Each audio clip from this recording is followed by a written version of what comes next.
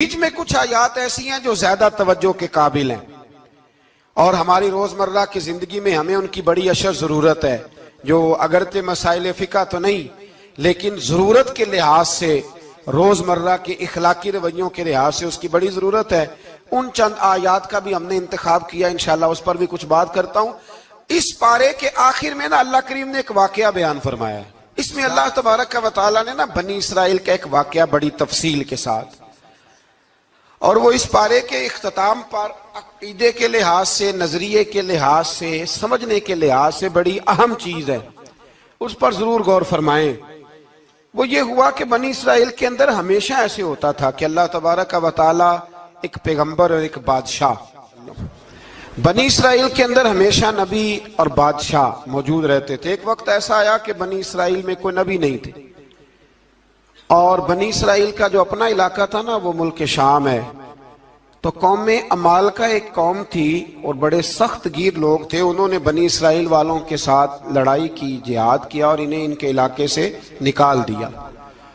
اور کچھ حضرت یوسف علیہ السلام کے زمانے میں ویسے بھی ایک بہت بڑی تعداد جا کے مصر میں آباد ہو گئی تھی۔ اب یہ ہوا کہ ان کے پاس کوئی بادشاہ نہیں ہے، یہ بار بار دعا کرتے ہیں، التجا کرتے ہیں، تو اللہ تعالیٰ نے ایک پیغمبر انہیں عطا کیے جن کے مختلف نام کتابوں میں ہیں۔ صدر الافاضل رحمۃ اللہ علیہ نے تفسیر خزائن العرفان کے اندر ان کا نام حضرت شمویل علیہ السلام لکھا ہے۔ حضرت شمویل علیہ السلام کو اللہ تعالیٰ نے نبوت عطا فرمائی، اور جب حضرت شمویل علیہ السلام اللہ کے نبی ہوئے، بنی اسرائیل والوں کو یقین آیا کہ اللہ نے الحمدللہ ہمیں ایک نبی کے جھنڈے تلے جمع کر دیا ہے، تو پھر انہوں نے کہا کہ آپ ہمارے سامنے ایک بادشاہ بھی مقرر کریں تاکہ ہم اس کی سرپرستی میں جہاد کریں۔ جب انہوں نے یہ بات کی تو اللہ تبارک و تعالیٰ نے حضرت شمویل علیہ السلام کے ذمے لگایا۔ تو ایک اس زمانے میں اللہ کے نیک بندے تھے، جناب طالوت علیہ السلام ان کا نام تھا۔ تو حضرت شمویل علیہ السلام نے انہیں کہا کہ اللہ کریم نے نا تمہارا بادشاہ طالوت کو بنایا ہے، ان کا نام بھی قرآن مجید نے ذکر فرمایا ہے۔ تو بنی اسرائیل کے لوگ کہنے لگے یہ تو غریب آدمی ہے، وہ بکریاں چرایا کرتے تھے لیکن علم میں بڑے پختہ تھے، وجود میں بڑے طاقتور تھے۔ تو کہا کہ یہ تو غریب آدمی ہے، تو ہم تو زیادہ حق رکھتے تھے کہ ہمیں بادشاہ بنایا جائے۔ تو حضرت طالوت علیہ السلام کے بادشاہ بننے کے بعد حضرت شمویل علیہ السلام نے جو بات کی، اللہ کریم نے اسے قرآن مجید میں بیان فرمایا۔ رب فرماتا ہے بسطۃ فی العلم والجسم، اسے اس لیے تمہارا بادشاہ بنایا گیا ہے کہ اسے ہم نے کشادگی دی ہے، علم میں بھی اور جسم میں بھی۔ بڑے ماشاءاللہ موٹے تازے تھے، وجود بڑا طاقتور تھا۔ کچھ موٹے تازے ہوتے ہیں پر طاقتور نہیں ہوتے، موٹے تازے بھی تھے اور طاقتور بھی تھے۔ فرمایا کہ وجود میں بھی طاقت ہے اور علم میں بھی اللہ نے انہیں وسعت عطا فرمائی۔ تو بنی اسرائیل والے کہنے لگے جی نہیں جی کوئی بندہ اور آ جائے، یہ ہمارا بہت بڑا مسئلہ ہے نا جی، ہر ایک کی مرضی کی نہ تو بات ہو سکتی ہے اور نہ ہر بندہ ہر ایک کی مرضی پر پورا۔ کہنے لگے نہیں جی کوئی اور ہونا چاہیے تھا، ہمیں کیسے پتا چلے گا کہ اللہ نے مقرر کیا ہے؟ بڑی خاص بات ہے، اس کو سمجھیے گا، یہ سارا مضمون آپ کو ملے گا اسی پارے کے آخر میں، آپ پڑھیں گے نا جی تو یہ سارا مضمون آپ کو ملے گا، اور آپ اگر سرسری نظر سے بھی اس کا مطالعہ کریں گے نا، جا کے قرآن شریف کھول کے 15ویں سے 16ویں رکوع میں، آپ خوش ہوں گے کہ آپ کتنے اچھے نظریے اور عقیدے کے ماننے والے ہیں۔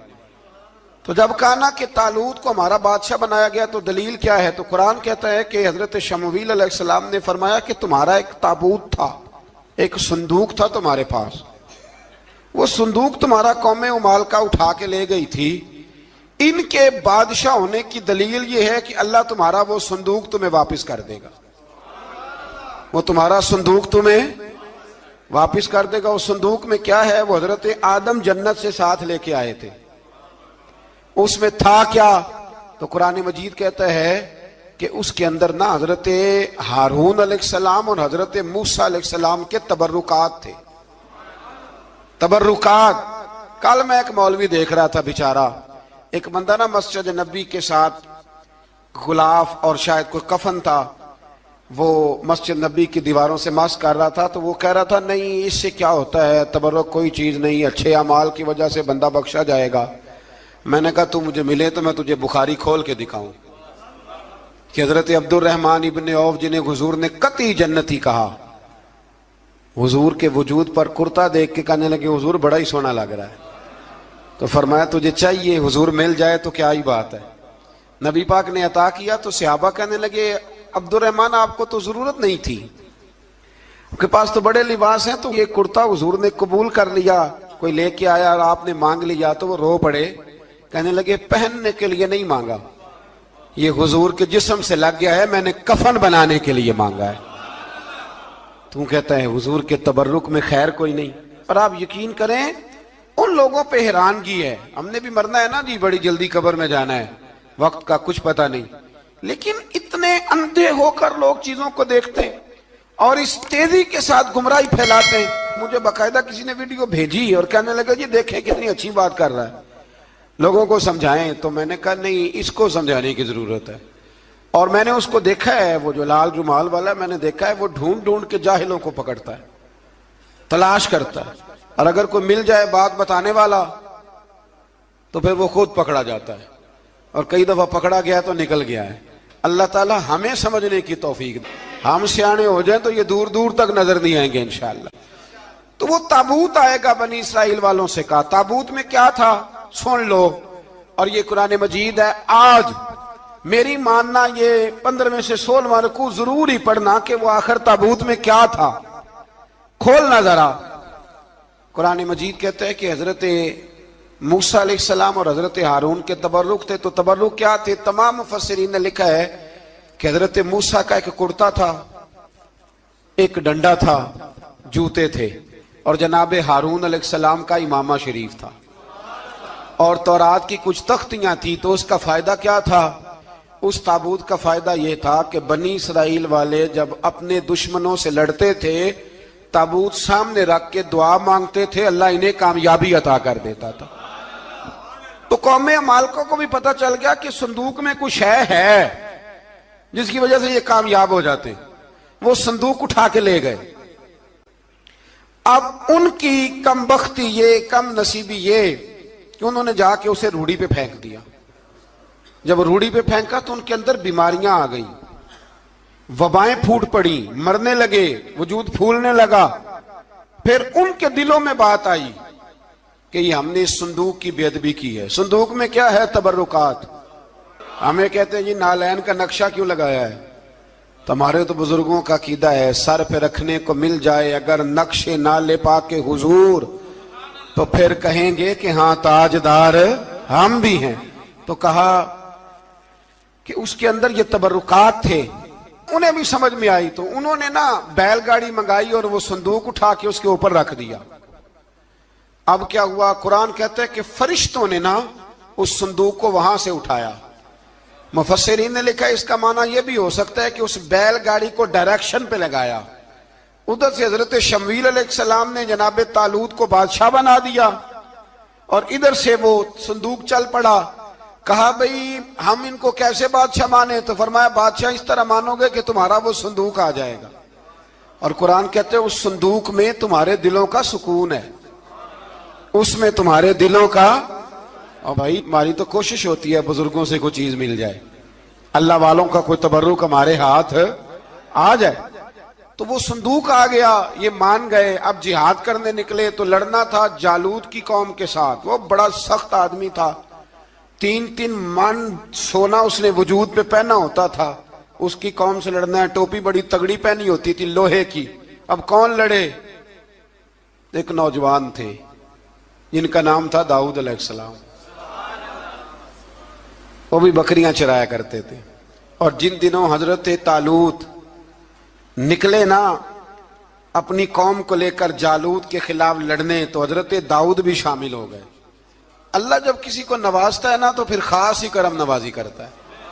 مفسرین نے لکھا جب یہ جا رہے تھے نا، وہاں جا رہے تھے تو رستے میں انہیں 3 پتھر مل گئے، انہوں نے وہ تینوں پتھر اٹھا لیے۔ اس زمانے میں پتھر پھینکنے کے لیے چھوٹی چھوٹی لوگوں کے پاس چیزیں ہوا کرتی تھی، اس کو کوپھن بھی لوگ کہتے تھے، منجنیک اس کو سامنے رکھ کے پھر بنائی گئی. تو آپ کے پاس بھی وہ آلہ تھا جس سے دشمن پر پتھر مارے جاتے تھے. تو آپ وہ مشین لے کر وہ آلہ لے کر وہاں پہنچے ہوئے تھے. 3 پتھر آپ کے پاس تھے. آپ فرماتے ہیں اس دن میں بڑا بیمار تھا, اتنا بیمار تھا کہ میرا رنگ پیلا ہو گیا. اب وہ جالوت کے سامنے کوئی نہیں جاتا تھا. تو جناب طالوت کہنے لگے کہ جو جالوت کو مارے گا نا, یعنی ان کے بادشاہ کو اس قوم کے, تو میں اسے اپنی آدھی سلطنت بھی دے دوں گا اور اپنی بیٹی کا نکاح بھی اس کے ساتھ کر دوں گا. دیکھیں اللہ نوازتا ہے تو کس انداز میں نوازتا ہے. تو حضرت داؤد کہتے ہیں وہ دور کھڑا تھا تو میں نے نا 3 پتھر مارے. بھئی ہمت کرنا تو ہمارے ذمہ ہے کہ نہیں.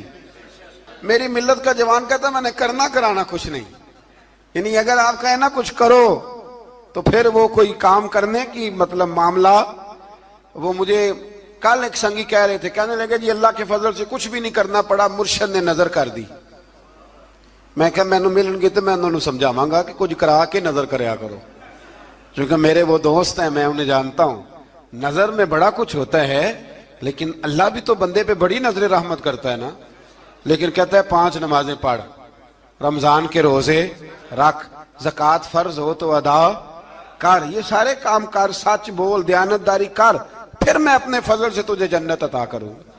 تو یہ جو رویہ ہم نے بنایا یہ درست نہیں. تو فرماتے ہیں 3 پتھر میں نے مارے, اللہ نے اتنا فضل کیا کہ وہ بھی مر گیا, اور اسے چھو کے میرے پتھر آگے بڑھے تو اس کی فوج کے 30 آدمی بھی مر گئے.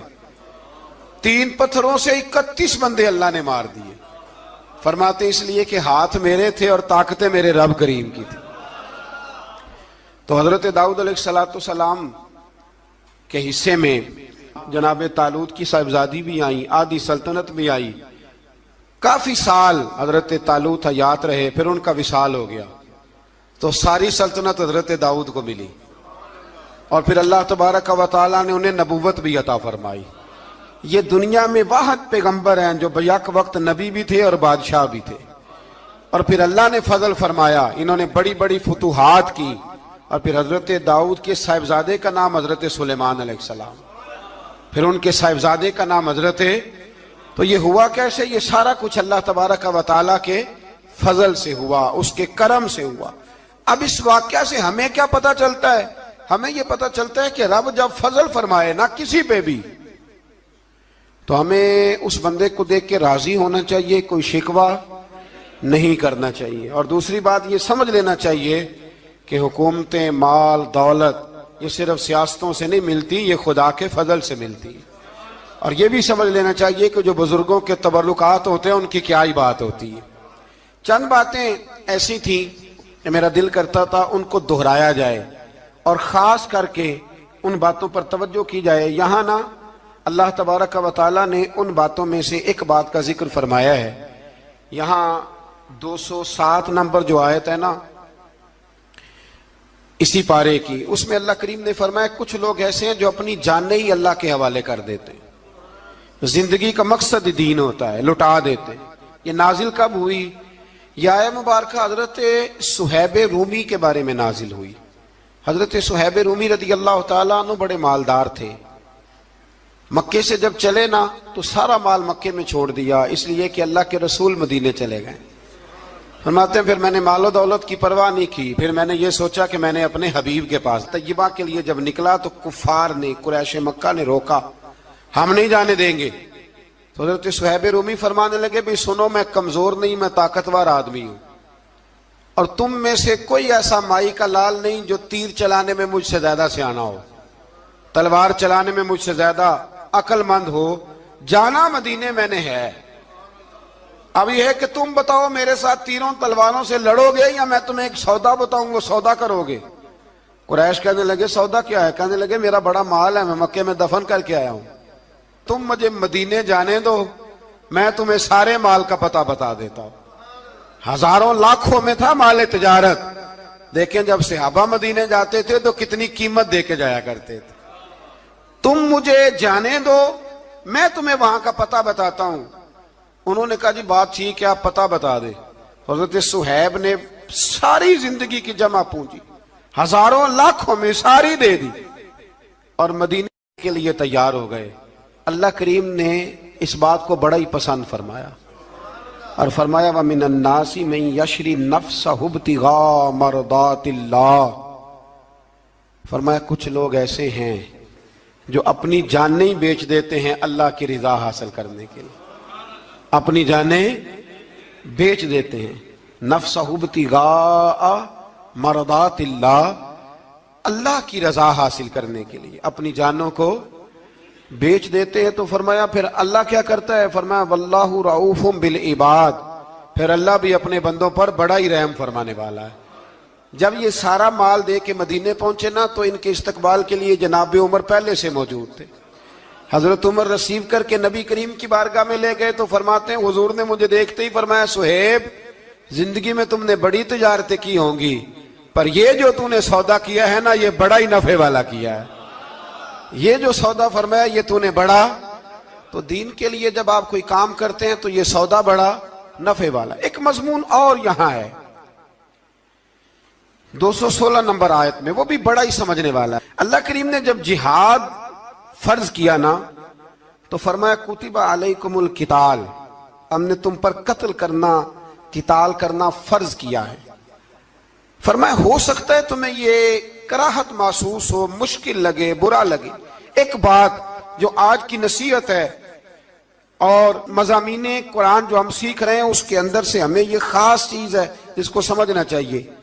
اللہ کریم نے فرمایا کہ تم پر جہاد فرض کیا گیا ہے، وَهُوَ كُرْهٌ لَكُمْ، ہو سکتا ہے تمہیں ناپسند ہو، تو ایک نہ ساری زندگی کے لیے ایک نصیحت کر دی۔ فرمایا وَعَسَىٰ أَن تَكْرَهُوا شَيْئًا، ہو سکتا ہے تم کسی چیز کو ناپسند کرو، وَهُوَ خَيْرٌ لَكُمْ، اور وہ تمہارے لیے اچھی ہو۔ اللہ اکبر، یہ وہ بات ہے اگر سمجھ میں آ گئی تو کلیجہ ٹھنڈا ہو گیا، زندگی سکون میں آ گئی۔ فرمایا ہو سکتا ہے تم کسی چیز کو ناپسند کرو اور وہ تمہارے لیے بہتر ہو، وَعَسَىٰ أَن تُحِبُّوا شَيْئًا، ہو سکتا ہے تم کسی چیز سے محبت کرو، وَهُوَ شَرٌّ لَكُمْ، اور وہ تمہارے لیے بری ہو، اچھی۔ بس میرے رب نے ایک بات مسلمان کو بتا دی جو جینے کے لیے بڑی کافی ہے۔ فرمایا تم میرے اور میرے رسول کے حکم پر چلو۔ کیوں؟ اس لیے کہ واللہ یعلم وانتم لا تعلمون، اللہ جانتا ہے تم نہیں جانتے۔ اللہ کے طریقوں کے مطابق، رسول اللہ کے بتائے ہوئے طریقوں کے مطابق چلو، اللہ جانتا ہے ہم جانتے نہیں۔ تو قرآن مجید کی اس نصیحت پر ضرور غور کریں۔